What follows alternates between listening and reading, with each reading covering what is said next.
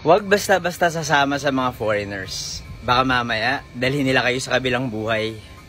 Story time. Naalala ko yung dalawang foreigners na nakasabay ko sa isang resort. Nag-honeymoon sila dito. Sabi nila, gusto raw nila yung Pilipinas kasi magaganda yung mga beach. At yung mga Filipinos daw ay matutulungin. Hindi sila mahilig mag-tour. Parehas lang kaming mahilig maglakad kasi para sa kanila, mas authentic daw yung experience. Isang beses, low tide nun, naisipan nilang maglakad sa beach. In-invite nga nila ako pero hindi ako pumayag kasi mayroon pa akong ibang gagawin. Mula sa bintana ng kwarto ko, nakita ko na ang suite nila. Magkasintahan na nasolo ang paglalakad sa gitna ng dagat. Sana all.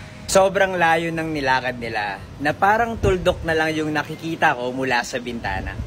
Ang tagal din nilang naglalakad nang napansin ko, parang biglang nag-high tide at parang nawawala na yung dalawa. Iniisip ko na baka pauwi na rin yung dalawa, pero ang tagal talaga nila hanggang sa nakita ko na may lumalangoy sa gitna at parang kumakaway, humihingi ng tulong. Lumalangoy sila papunta sa pamba, humihingi ng tulong, hanggang sa naglaho na silang dalawa. Tinawag ko yung staff ng resort, kumuha sila ng bangka at pinuntahan namin yung dalawa sa gitna ng dagat. Pero hindi na namin sila nakita.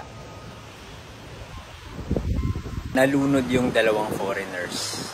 Sabi nila, nagpapakita pa raw yung dalawa sa beach, lalo na kapag low tide.